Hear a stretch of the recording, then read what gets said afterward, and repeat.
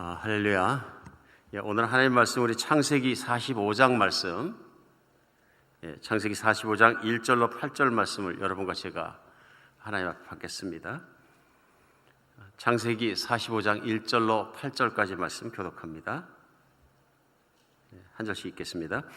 요셉이 시종하는 자들 앞에서 그 정을 억제하지 못하여 소리질러 모든 사람을 자기에게 물러가라 하고 그 형제들에게 자기를 알리니 그때 그와 함께한 다른 사람이 없었더라. 요셉이 큰 소리로 우니 애굽 사람에게 들리며 바로의 공중에 들리더라. 요셉이 그 형들에게 이르되 나는 요셉이라 내 아버지께서 아직 살아계시나이까? 형들이 그 앞에서 놀라서 대답하지 못하더라. 요셉이 형들에게 이르되 내게로 가까이 오소서. 그들이 가까이 가니 이르되 나는 당신들의 아우 요셉이니 당신들이 애굽의 판자라. 당신들이 나를 이곳에 팔았다고 해서 근심하지 마소서, 한탄하지 마소서. 하나님이 생명을 구원하시려고 나를 당신들보다 먼저 보내셨나이다. 이 땅에 2년 동안 흉년이 들었으나 아직 5년은 밭갈이도 못하고 추수도 못할지라. 하나님이 큰 구원으로 당신들의 생명을 보존하고 당신들의 후손을 세상에 두시려고 나를 당신들보다 먼저 보내셨나니 그런즉 나를 이리로 보낸 이는 당신들이 아니요 하나님이시라. 하나님이 나를 바로에게 아버지로 삼으시고 그 온 집의 주로 삼으시며 애굽 온 땅의 통치자로 삼으셨나이다. 아멘. 우리 지난주에도 창세기의 요셉의 이야기를 나누었습니다. 특별히 지난주에는 노예일 때에도 감옥에서조차 형통했던 우리 요셉의 삶에 대해서 같이 나누었습니다. 그의 처지로 보면, 그가 처한 상태로 보면은 결코 형통하지 않았습니다. 아마도 오늘 살아가는 우리도 사형수 감옥에 갇혀 있는 사람을 보고 형통하다 그러면 아마 욕먹지 않을까 싶은 생각이 듭니다. 그런데 성경에서는 사형수 감옥에 요셉이 있는 동안에도 하나님이 그와 함께 계심으로 형통하였더라 이렇게 합니다. 우리 지난주에 그 말씀들을 나눴습니다. 어떻게 인생이 형통해질 수 있느냐, 어떻게 길을 살 수 있느냐 하는 내용들을 나눴습니다. 오늘은 그 얘기가 계속되어서 요셉이 감옥에 있는 중에 갇혔던 술 맡은 관원장과 떡 맡은 관원장, 요즘으로 생각하면 정말로 높은 지위에 있는 장관급 정부 관리들이죠. 이 사람들이 꿈을 꿨는데 꿈을 해석하지 못하는 걸 해석해 줍니다. 그래서 요셉의 해석대로 떡 맡은 관원은 3일 뒤에 죽게 되고 술 맡은 관원은 3일 뒤에 복직되어서 다시 바로 왕을 섬기게 됩니다. 그런데 장을 넘겨서 바로 왕이 꿈을 꾸게 됩니다. 두 번을 겹쳐서 같은 꿈을 꾸게 되는데요. 나라에 있는 모든 사람들이 해석하지 못합니다. 그랬을 때 같이 갇혀서 감옥생활을 하던 술 맡은 관원장이 그것을 기억해냅니다. 그래서 요셉이 바로 왕 앞으로 초청이 되고 젊은 요셉이 바로 왕의 꿈을 정확하게 해석할 뿐만 아니라 꿈에 대한 대책까지도 지혜롭게 바로 왕과 신하들 앞에서 얘기합니다. 여기에 그 신하들과 바로 왕이 이는 신에 감동된 자라, 하나님께 성령으로 감동된 자라 이렇게 분명히 깨닫게 되어서 믿게 되어서 그를 바로 왕 바로 밑에 있는 총리 대신으로 삼고 나라의 예언대로 닥치게 될 7년 풍년과 7년 기근을 준비하게 합니다. 그래서 드디어 7년 풍년이 끝나고 한 해 흉년이 들었습니다. 그랬더니 예상했던 대로 가나안 땅까지 흉년이 들어서 야곱이 그 아들들을 보내서 애굽 땅에서 양식을 구하러 오게 보냈을 때 그 형제들을 만나게 됩니다. 그 형제들을 한 사람만 볼모로 잡고 다 보냈는데요. 그 다음에 둘째 해에 또 떨어지게 되니까 이번에는 요셉이 요구한 대로 막내 동생인 베냐민까지 데리고 내려오게 됩니다. 그때 요셉이 자기 동생인 베냐민의 자루에 자기 은잔을 집어넣습니다. 그리고 은잔을 훔쳐간 자를 잡게 됩니다. 요셉은 베냐민을 잡고 싶었던 것입니다. 그랬을 때 베냐민을 놓아주도록 대신 자기를 잡도록 유다라는 형이 나와서 간곡히 눈물로 호소합니다. 그때 요셉이 오늘 본문이 시작되는 앞장입니다. 요셉의 마음속에 있는 형제를 향한 정을 이기지 못합니다. 그렇게 말하는 유다의 그 말을 들으면서 그 정을 이기지 못해서 그동안은 자기 신분을 밝히지 않았는데 오늘 1절은 통곡을 하면서 그가 결국은 내가 요셉입니다 하는 것을 형들 앞에 밝히는 장면입니다. 사실 놀라운 상봉입니다. 오늘 본문 가운데서도 진짜 놀란 사람들은 형들입니다. 요셉이 바로의 왕궁에 들릴 만큼 통곡을 해서 엉엉 울은 것뿐만 아니라 첫 번째 질문이 그래 아버지는 아직 살아계시나이까 하고 물어봅니다. 너무너무 심플한 질문입니다. 그리고 물어야 될 질문이고 그리고 대답하기도 쉬운 대답입니다. 살아있다 하면 끝나는 것입니다. 아무도 대답하지 못했다. 장면을 상상하실 수 있습니까? 예, 지금 벌벌 떨면서 지금 들어온 것입니다. 이제 애굽 총리 대신에게 직접 붙들려 들어왔으니 이제 죽는 수밖에 없다고 떨고 들어왔는데 갑자기 그 총리 대신이 내가 여러분이 나를 노예로 팔아갖고 애굽으로 보면 바로 그 동생 요셉입니다 하고 마치 얼굴에 있던 가면을 벗듯이 딱 본인이 자기 정체를 오픈한 것입니다. 형들이 놀라서 대답을 못했다. 입이 벌어진 것이죠. 더 놀란 건 뭐냐 하면 두려움이 엄습하기 시작한 거죠. 내가 당신들이 애굽 땅에 노예로 팔아버린 바로 그 동생 요셉이다. 잘 보냈으면 사랑했으면 관계가 좋았으면 반가울 일로 끌어안고 통곡할 문제인데 자기들이 죽이려 했다는 것입니다. 그래도 노예로 팔았다는 것입니다. 근데 그 사람이 막강한 권력자로 자기들 앞에 지금 있는 것입니다. 얼마나 떨렸겠습니까? 얼마나 그런데 요셉이 형들에게 얘기합니다. 걱정하지 마소서 하면서 가까이 오소서 합니다. 나에게 가까이 오소서. 가까이 잘 안 가졌을 것 같습니다. 떨고 있는 그들에게 오늘 한 요셉의 말이 성경 안에서 특별히 창세기에서 하나님이 요셉에게 시키신 말씀이라고 또 오늘날 우리에게도 주시는 말씀이라고 저는 믿습니다. 굉장히 중요한 말을 합니다. 무슨 말을 하냐면 5절에 당신들이 나를 이곳에 팔았다고 해서 근심하지 마소서 한탄하지 마소서 합니다. 하면서 하나님이 생명을 구원하시려고 나를 당신들보다 먼저 보내나이다. 그들이 당신들의 잘못이 아니라 하나님의 계획에 있는 것이고 생명을 구원하기 위해서 하나님이 나를 이곳에 사명을 갖고 보내셨습니다 하고 설명을 합니다. 그러고 나서 더 잘 알아듣게 설명하기 위해서 그것을 이 땅에 2년 동안 흉년이 들었으나 앞으로도 5년은 밭가리 못하고 흉년이 더 들 것인데 그러면 생명들이 많이 죽을 것이다. 근데 하나님이 특별히 야곱과 야곱의 아들들 그 자손들의 생명을 생각하셔서 7절에 보면 하나님이 큰 구원으로 당신들의 생명을 보존하고 당신들의 후손을 세상에 두시려고 나를 당신들보다 먼저 보내셨다. 굶어 죽을 수밖에 없는 걸 아시고 하나님이 미리 조치를 취하셨는데 그 조치가 뭐냐면 나를 애국으로 보내신 일이었다. 그래서 8절에 결론을 얘기합니다. 그런즉 나를 이리로 보내신 이는 당신이 아니요 당신들이 아니요 하나님이시라. 그래 하나님이 나를 이곳에 보내셔서 그냥 보내신 것뿐만 아니라 이제는 그 막강한 왕 바로에게 아버지 같은 존재가 되게 하셨다. 나 없이는 아무 정사를 볼 수 없게끔 하셨다. 그리고 바로의 온 나라의 주인으로 삼았다.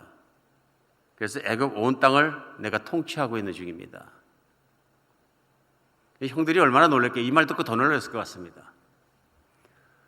요셉이 통곡하고 울면서 괜찮습니다. 형들 가까이 오십시오 하면서 설명해 주는 내용입니다. 이들은 똑같이 하나님의 부르심을 받은 하나님의 약속이 있는 백성들입니다. 그들도 할아버지에게 듣고 아버지에게 듣고 그들이 하나님의 선택받은 백성이로 약속이 있는 백성이라는 걸 알고 있었을 것입니다. 그 아버지 야곱이 섬기는 것처럼 제단을 쌓고 섬길 때 그들도 함께 하나님을 섬기고 하나님께 제사를 드리고 하나님을 찬양하고 하나님께 기도하고 같이 살았을 것입니다. 그러면 그들의 마음속에도 하나님을 섬기는 하나님의 약속의 자녀로서 믿음이 분명히 있었을 것이다 하는 것입니다. 그런데 오늘 그들의 행동과 그들의 태도와 요셉과 큰 차이를 보내는 것을 알 수 있습니다. 그것은 뭐냐면 요셉이 어떻게 자기가 살아가는 인생을 보았느냐 하는 관점이 너무도 차이가 난다는 것을 발견하게 됩니다. 만약에 형들과 같은 관점, 무서워하고 떨리고 현실만 보는 관점에서 봤다면 형들 생각이 맞습니다. 잘못 걸린 겁니다. 그렇죠? 원수는 외나무 다리에서 만난다 그러더니 이 세상에서 자신들이 가장 악하게 한 것이 남이 아니라 자기 친동생에게 그렇게 했는데 그 가장 악하게 한 친동생을 딱 도망갈 수 없는 자리, 그 자리에서 만나게 된 것입니다. 이러면 죽는다는 생각밖에 할 수 없습니다. 그러나 그 동생 요셉은 보는 관점이 완전히 달랐습니다. 그리고 형들을 사랑하는 마음으로 용서할 뿐만 아니라 품고 있는 것을 알게 됐습니다. 그리고 그 이유가 무엇이냐면 하나님 때문에 그렇게 했다 하는 것입니다. 오늘 이 내용 속에서 나를 이곳에 보낸 것은 당신들이 아니요 당신들이 팔아먹기 때문에 현실적으로 그들이 보낸 것입니다. 팔아먹어서 당신들이 아니요 하나님께서 계획을 가지고 나를 보내신 것이라 하는 말 속에 우리 분명히 알 수 있는 것이 있습니다. 그는 믿음을 통해서 보는데 믿음을 통해서 하나님을 통해서 보고 있는 걸 알 수 있습니다. 그러므로 분명한 건 뭐냐면 요셉이 하나님의 부르심을 받은 사람이라는 게 아주 분명합니다. 오늘 우리는 여기서 하나님의 부르심을 받은 사람이 생각하는 것과 보는 관점하고 하나님의 부르심을 깊이 믿지 못하는 사람의 관점이 큰 차이가 있는 것을 느끼게 됩니다. 성경은 사람의 인생에 대해서 쪼개 보여주시지만 가장 중요한 것은 뭐냐면 하나님이 어떤 분이신가를 보여주시는 것입니다. 나타내 주시는 것입니다. 요셉은 그것을 깨달았고 붙잡았고 믿었고 그래서 그 관점에 따라 살아갈 수 있었다 하는 것입니다. 요셉은 하나님이 아브라함을 부르고 이삭을 부르고 자기 아버지 야곱을 부르고 자기를 불렀다는 걸 분명히 믿었다는 것입니다. 그래서 자기는 하나님의 약속의 자녀이고 하나님의 자녀이고 하나님이 돌보시고 하나님이 함께 계시다는 걸 믿었는데 우리 지난주에도 말씀을 나눴습니다마는 환경이 총리 대신일 때만 믿은 것이 아니라 노예로 팔려서 노예로 있을 때에도 감옥 속에 죄인으로 갇혀 있을 때도 하나님이 자기의 하나님이시고 자기를 돌보시는 하나님이고 하나님이 같이 계셨다는 걸 믿었다는 것입니다. 이게 부르심입니다. 성경에 나타난 이 땅에서 가장 복스러운 부르심이 뭐냐면요 하나님의 것으로의 부르심입니다. 원래는 하나님의 것이 안 되었는데 오늘 성경 창세기에서 보여주는 것이 그것입니다. 원래는 하나님의 것이었습니다. 창세기 1장 2장은 하나님께서 인간을 목적을 가지고 나의 것으로 창조하셔서 얼마나 위하시는지 그 내용들이 나와 있고 하나님과 함께 에덴 동산에 살았던 존재입니다. 3장 인간이 마귀를 따라 하나님을 떠나게 됩니다. 그 다음에 얼마나 인간이 악해지는 모습을 4장 5장 계속 나오면서 보입니다. 그런데 하나님께서 12장에서 아브라함이라는 한 사람을 선택해서 부르셔서 복을 주십니다. 그 복이 뭐냐면 약속을 주시는 겁니다. 그래서 아브라함에게 약속을 주시면서 창세기 12장 2절로 3절은 무슨 복을 주시냐 하면 내가 너로 큰 민족을 이루고 내게 복을 주어 내 이름을 창대하게 하리니 너는 복이 될지라. 그 이름을 크게 하고 민족을 크게 하고 나라를 크게 해서 크게 해준다는 복입니다. 그래서 너를 축복하는 자에게는 내가 복을 내리고 너를 저주하는 자에게는 내게 저주하리라. 세상에서 너를 크게 하리라. 그래서 사람들이 너를 부러워하고 너에게 오고 너로 말미암아 복을 받으려 하는 것을 다시 한번 확인해 주신 말씀이 뭐냐면 맨 마지막에 12절 3절의 축복은 너는 땅의 모든 족속이 너로 말미암아 복을 얻을 것이라 하고 축복해 주신 내용입니다. 아브라함 한 사람을 불러내시면서요 그에게 복을 주시는데 내 이름이 커지고 내 나라가 커지고 내 족속이 커지고 다 커지는데 맨 끝이 뭐냐면요 땅의 모든 족속이 너로 말미암아 복을 얻을 것이다 입니다. 시작하자마자 하나님께 시작하신 구원의 역사는 인류를 구원해서 하나님의 자녀로 삼으시고 하나님의 나라를 회복시키신 이 사건을 창세기 시작서부터 말씀하십니다. 그래서 어느 분이 말씀하신 것처럼 하나님의 구원의 역사는 이미 시작된 것입니다. 이미 시작돼서 그 복이 그대로 넘어서 그 복을 이삭에게도 확인하시고 야곱에게도 확인하시고 오늘 요셉도 그 복을 믿었다는 것입니다. 그래서 요셉은 그 복을 믿었기 때문에 그냥 믿은 것뿐만 아니라 자기 조상에게 주신 아브라함에게 주신 그 복이 무슨 복이냐 하면은 결국은 모든 열방까지라도 하나님이 주신 복으로 말미암아 자신으로 말미암아 가족으로 말미암아 다 복을 받게 될 것이라는 확신입니다.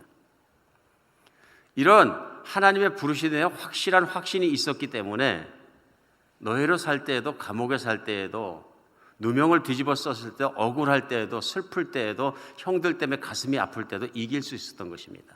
이게 믿음이죠. 오늘날 이 본문이 우리에게 중요한 것은 왜 그러냐면요, 우리 예수님을 믿는 모든 사람들은 다 하나님의 구원의 부르심을 받은 사람들입니다. 콜링이죠. 사람은 관점에 따라 삽니다. 뭐니 해도 세상은 즐기는 게 최고야. 그럼 이분은 믿으면 안 됩니다. 쾌락주의입니다. 자기에게 쾌락이 있다고 생각하면 뛰어갑니다. 아주 심한 경우는 집에 있는 귀하게 오랫동안 약속해서 살던 사람까지도 다 버리고 뛰어갈 수 있습니다. 무책임해집니다. 쾌락을 추구하는 사람이기 때문에 그런 것이죠. 그 사람의 세상과 인생을 무슨 관점으로 바라보느냐에 따라서 사람을 그대로 살아갑니다. 오늘 하나님의 부르시면 그걸 완전히 바꿔버립니다. 오늘 아브라함을 부르시고 이삭을 부르고 야곱을 부르신 하나님이 예수 그리스도를 이 땅에 보내주시어서 여러분과 저를 부르신 겁니다. 세상에 속해 있고 욕망을 따라 살아가고 세상의 끝에 죽을 때 그 사람들 같이 그렇게 죽을 수밖에 없는 존재를 하나님의 자녀로 불러주신 것이죠. 불러주신 것이죠. 하나님의 구원하시는 방법은 말씀과 성령의 능력입니다.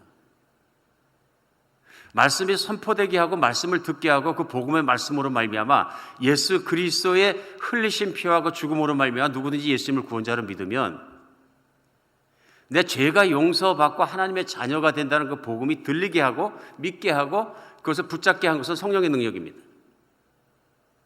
하나님이 그를 사랑하시기 때문에 그를 붙들고 불러주신 거죠. 그래서 너는 내 것이라고, 원래는 더러워졌는데 더러운 걸 씻으시고 깨끗하게 그리스도 예수로 덧입혀 주셔서 하나님 품에 안고 내 자식이라고 약속을 주시고 붙들어 주신 은혜가 구원입니다. 그러면 하나님의 것으로 부르심을 받은 사람, 이 세상의 것이었는데 하나님의 것으로 부르심 받은 사람이 살아가는 모습이 요셉의 모습입니다. 그런데 이 부르심에 대한 확신이 약하면 형들처럼 흔들릴 수 있고 악한 짓 할 수 있고 이렇게 될 수 있는 거죠. 오늘 요셉은 하나님이 자신을 부르신 부르심이 무엇인지를 분명히 알고 있는 사람이었습니다. 하나님은 우리 증조 할아버지에게 또 우리 아버지에게 분명한 약속을 주시고 복의 하나님이시고 복을 준다 그러시고 민족이 크게 하신다 그러고 땅 끝까지라도 바로 우리 족속을 말미암아 하나님 복을 내리신다는 걸 믿고 있었고 자기는 복이라는 걸 알고 있었던 것입니다. 자기는 하나님의 복이라. 그러니까 처지가 어때도 그는 침묵할 수 있었고 불평하지 않을 수 있었고 혹은 즐거울 수도 모릅니다.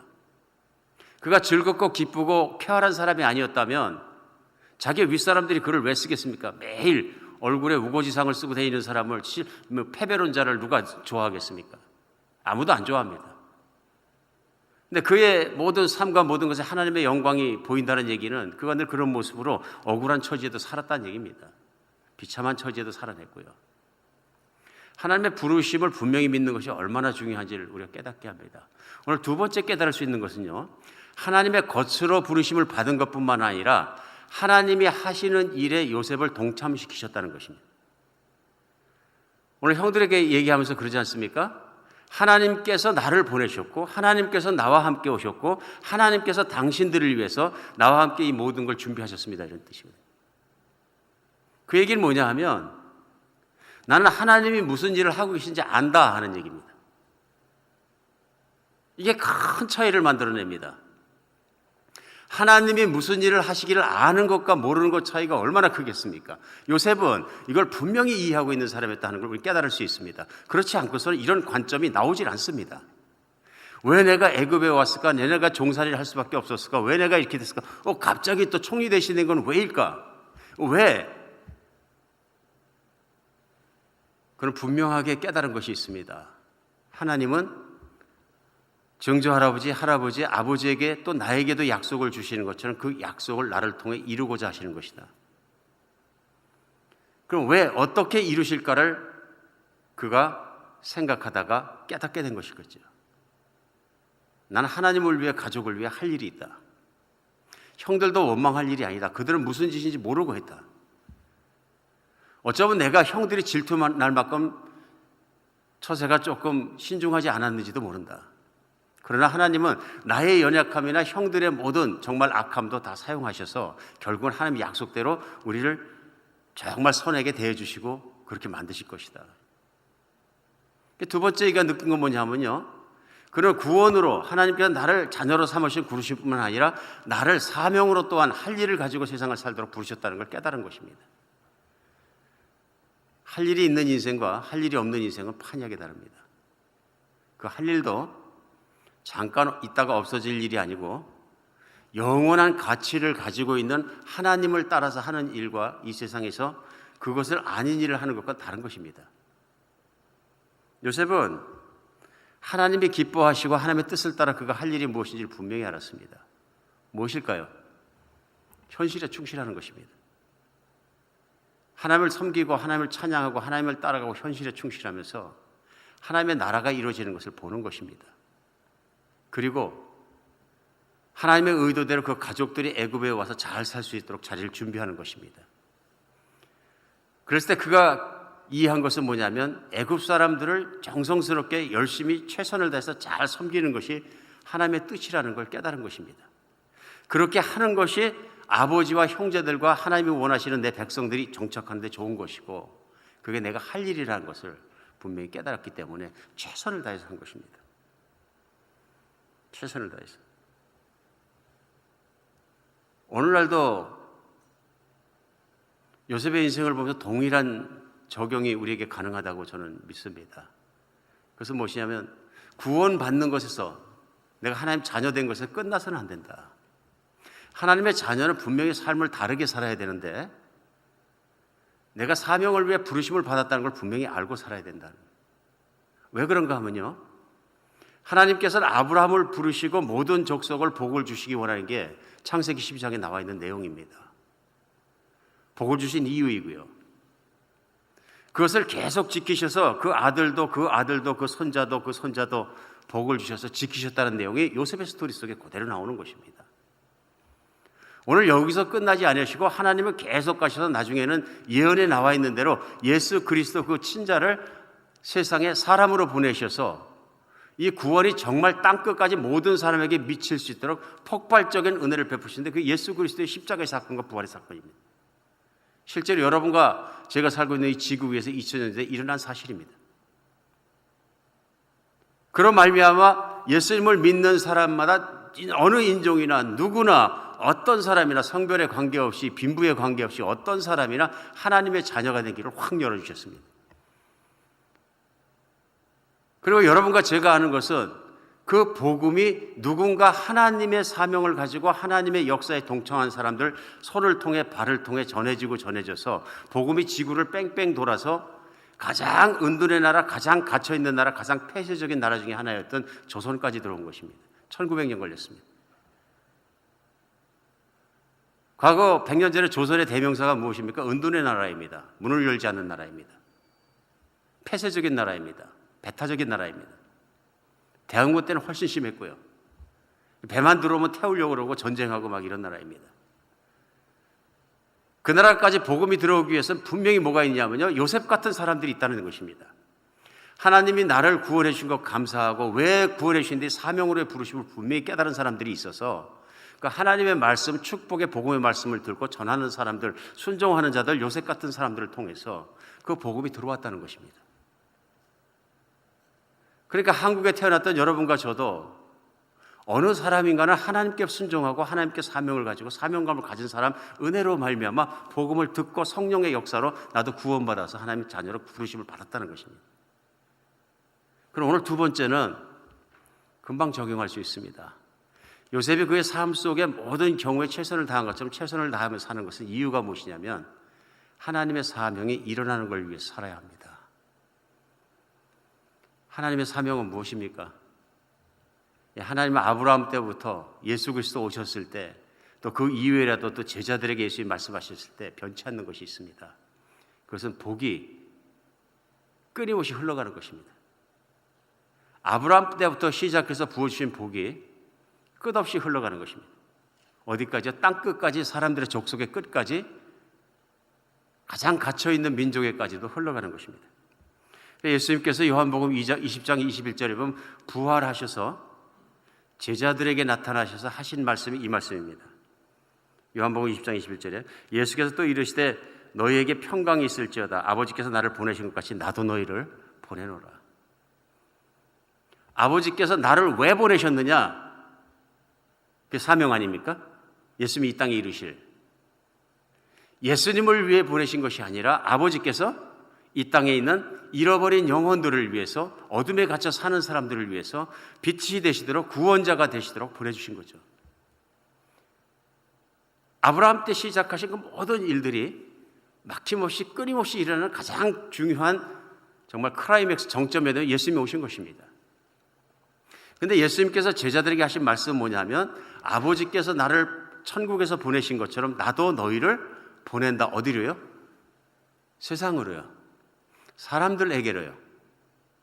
마치 요셉이 가나안 땅을 떠나서 애굽에 들어갔던 것처럼 사람들 가운데로 보내신다, 그런 뜻입니다. 너희가 가지고 있는 나의 복음을 들어야 될 사람들에게 내가 너희를 보낸다.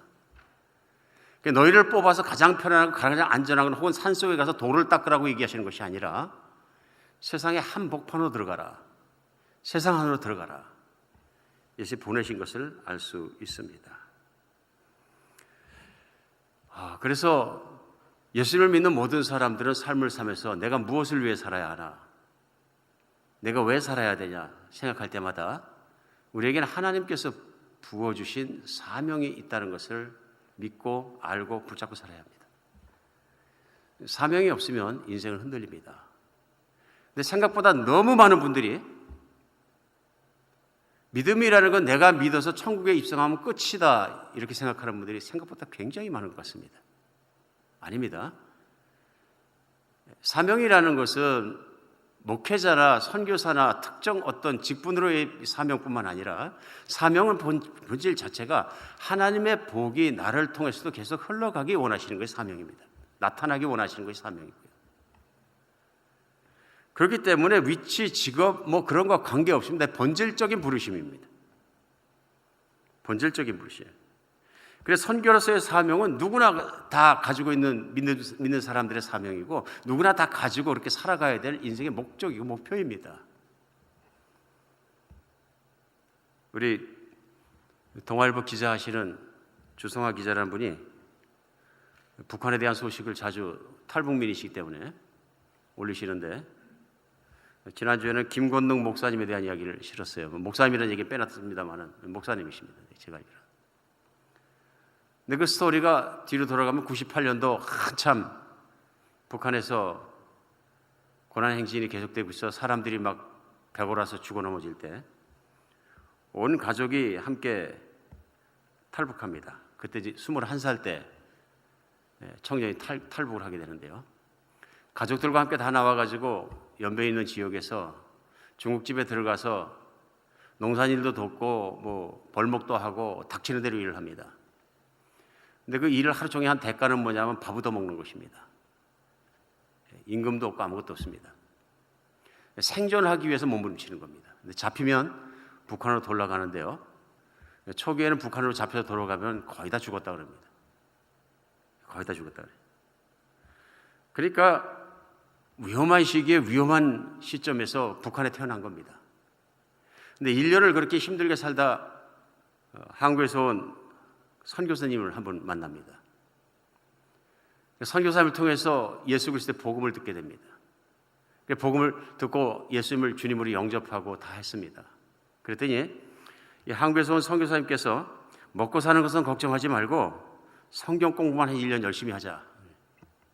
그래서 성경 통독학교라는 거에 1년간 들어와라. 그래서 거기에 훈련생으로 일기로 들어가게 됩니다. 하는 일이 뭐냐면 하루 종일 성경 읽고 하루 종일 기도하는 것입니다. 그래서 1년 만에 신약성경 100번 읽고 그 다음에 구약성경 20번 읽는 것입니다. 하루 종일 하나님께 기도하고 생각만 하는 것이죠. 근데 문제는 아무것도 하지 않고 그것만 하는 것입니다. 그 과정을 하겠습니다. 그래서 들어왔는데요. 뭐 많은 이유 중에 하나는 밥을 맛있게 먹여주는 거겠죠. 딴 데 하루 종일 일하면 밥 세끼 먹여주는데 막 불고기도 주고 했다 그러시던데. 어쨌든 그가 그렇게 하다가 믿음이 생기고 믿음이 깊어져서 1년 만에 헌신하게 돼서 그 그 공부의 목적이 무엇이냐면 다시 북한에 들어가서 선교사가 돼서 복음을 북한 가운데 전하는 것이었습니다. 목숨을 거는 믿음 아니면 할 수 없는 일이죠. 또 외부인이 들어갈 수도 없는 일이고. 이 사람이 그래서 북한 파송 선교사로 안수를 받고 제일 먼저 간 것이 뭐냐면 동네로부터 2시간 거리 산속에서 숨어 살고 있던 자기 가족을 찾아갔습니다. 지난 1년을 어떻게 살았나 궁금하기도 하고 미안하기도 하고. 거기 갔더니 자기 아버지가 붙잡고 첫 번째 하는 이야기가 뭐냐면은 말도 마라 진짜 쉽게 살았다 그러시는 거예요. 그래서 그 내용에 쓴 내용을 보니까 글쎄 여기서 쌀이 다 떨어져 갈까 하면 마치 누가 보기라도 하는 것처럼 말이다. 아랫동네 사는 전도사님이 쌀을 들고 올라오고 또 떨어질라 하면 지나가던 사람이 먹으라고 쌀 주고 그러다가도 또 카나다가 무슨 나라에서 선교사라는 사람이 와서 돈도 주고 옷도 주잖냐. 그래서 너 없는 동안에 정말 잘 살았다. 근데 신기한 것이 2시간이나 걸어 들어와야 되는 이 신심산골에 아무도 모르는데 어떻게 사나 그러는데 딱딱 때맞게 공급해 주는 그것이 있어서 누가 사람이 돼주는 것처럼 정말 기가 막히게 신기하다. 뿐만 아니라 북한에서 탈북한 사람이 어떻게 하라는지 집을 계속 찾아와서 그때 보니까 뭐 한 100명씩 이렇게 사람들을 먹여 살리는 그런 그 전진기지 같은 곳이 돼가지고 하나님이 숨겨주시고 먹여주시고 다 했다는 것을 이분이 깨닫게 됩니다.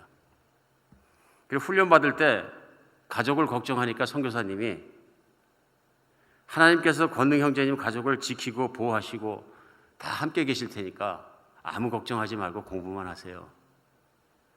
선교사님이 그렇게 말할 때 비현실적으로 들렸는데 1년 공부를 마치고 자기 어머니 아버지가 살고 있는 산속에 들어가서 보니까 움막 짓고 사는데 그 모든 게 실제로 일어나고 있더라.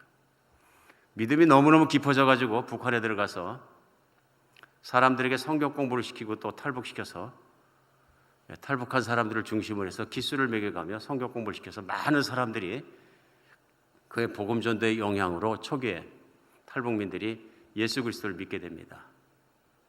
그들을 돕기 위해서 탈북자를 돕고 남한으로 보내는 길을 개척하고 하다가 주로 그 사역을 하다 한국 선교사님이 공안에 잡혀 들어가시는 바람에 그가 탈북민 루트를 개척하는 일을 초기에 다 책임을 지게 됩니다.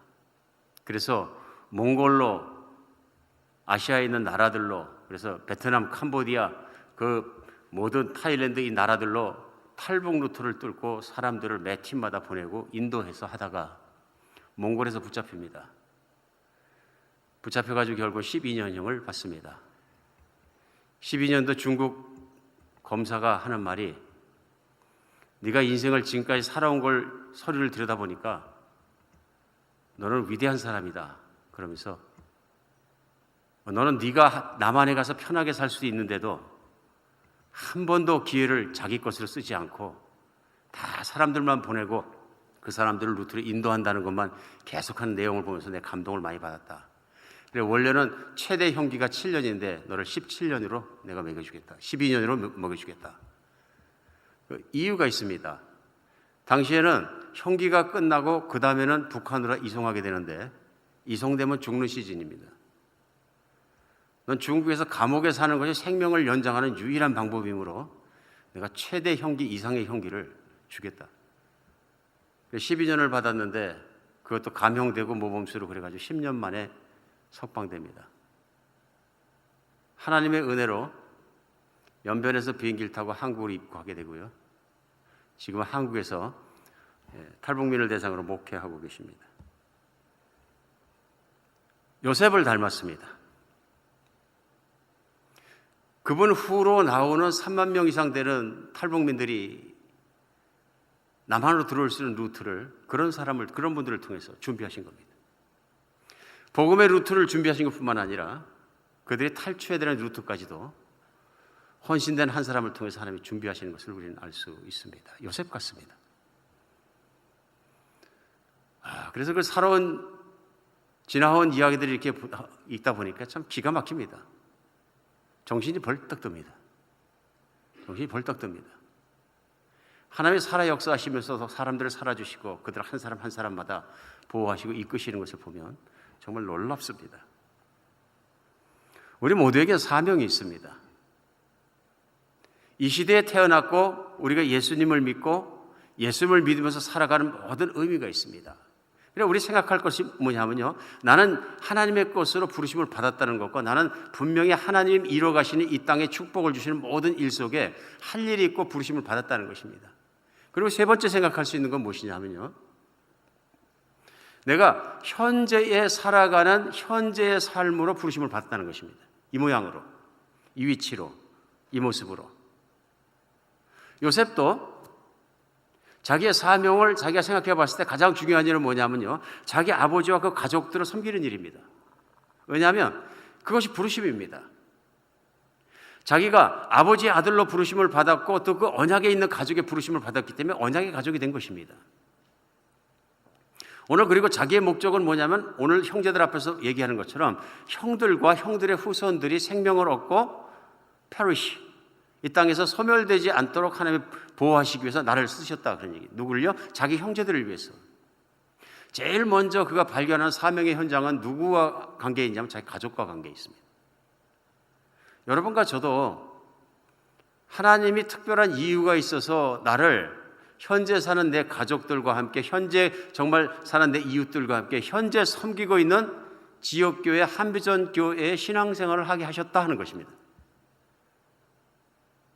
현재 일하고 있는 섬기는 직장에서 일하게 하셨고 현재 아는 사람들, 친지들을 만나게 하셨다 하는 것입니다. 하나님의 특별히 우리들을 사람들 속에 사람들과 함께 살도록 보내주시고 심어주십니다. 그러니까 중요한 것은 뭐냐면요, 현재 있는 자리에서 최선을 다해야 된다는 거예요. 현재 있는 자리에서 내가 하나님을 섬겨 최선을 다해야 된다. 어떻게 하면 하나님의 영광이 드러나고 어떻게 하면 하나님의 사랑으로 섬겨서 하나님의 복음을 섬겨서 어떻게 하면 정말 하나님의 모든 것이 드러나게 하겠느냐 하는 하나님을 섬기는 마음으로 내 주변에 있는 사람들을 섬겨야 된다. 이게 요셉이 살았던 인생 아닙니까? 요셉은 총리가 됐을 때만 믿음이 좋았던 게 아니라 더 믿음이 또 좋아 보이는 건 그가 감옥에 갇혔을 때에도 노예로 살 때에도 늘 믿음이 좋고 주변에 있는 사람들을 섬긴 이유가 그것이라. 너로 말미암아 아브라함에게 얘기하신 것처럼 이 온 땅의 사람들이 복을 받으리라. 예수님도 그러셨어요. 제자들 보고 너희는 세상의 빛이라. 너의 빛을 세상을 비치게 하라. 빛은 비춰야지 등경 밑에 나서 비추지 않으면 소용이 없다. 나의 영광을, 나의 복음을, 나의 사랑을, 하나님 아버지의 그 복음을 비춰라. 우리가 사는 곳에부터 시작해서 비춰라 말씀하시는 것입니다. 우리 중에 이 사명의 마음이 뜨거워져서 복음을 들은 적이 없고 정말로 갇혀 있는 사람들에게 요셉이 먼저 그 나라에 들어간 것처럼 나가야 될 사람도 있을 수 있습니다. 그러나 하나님께서 말씀하실 것입니다. 그렇죠? 내 마음속에 늘 가지고 있는 하나님만이 주시는 성령이 이끄시는 부담, 영적인 사명감을 가지고 있을 수도 있습니다. 나는 복음을 듣지 못한 사람들, 정말 들어보지 못한 사람들, 그 사람들에게 들어가서 그들이 뭐 말이 안 통하는 원주민일지라도 누구일지라도 내가 희생해야 될지라도 꼭 정언하고 싶다 하는 열망이 없어지지 않고 사라지지 않고 내 가슴 속에 있다면 그건 사람의 육신 속에서 나온 생각이 아닙니다. 하나님이 주신 거죠. 요셉이 먼저 나가서 애굽이란 땅을 열고 개척하고 준비하고 또 형제들을 받아들이고 형제들을 위해서 사역을 했던 것처럼 또 하나님의 영광을 애굽 땅에서도 드러냈던 것처럼 우리들도 하나님의 부르심 가운데 있을 수 있습니다. 그러나 분명한 것 있습니다. 내가 현재 부르심의 자리에서 최선을 다하는 것은 하나님의 영광을 돌려드리는 것입니다. 내가 교회에서 설거지를 하는 것과 설교를 하는 것은 크게 다른 일입니다. 그렇죠? 다르죠?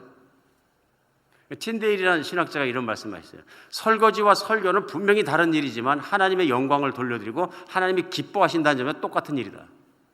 믿으십니까? 똑같은 일입니다.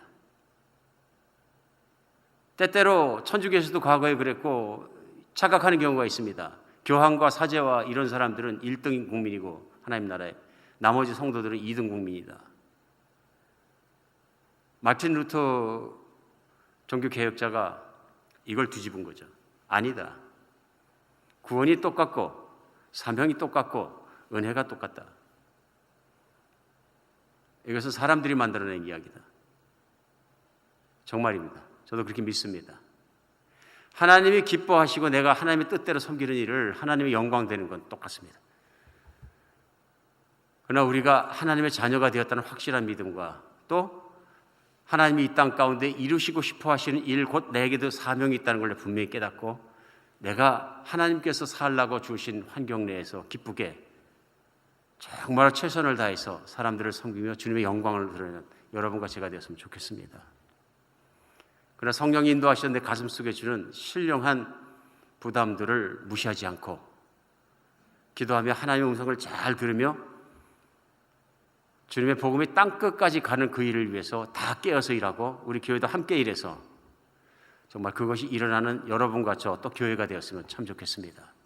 우리는 하나님을 섬기며 할 일이 있습니다.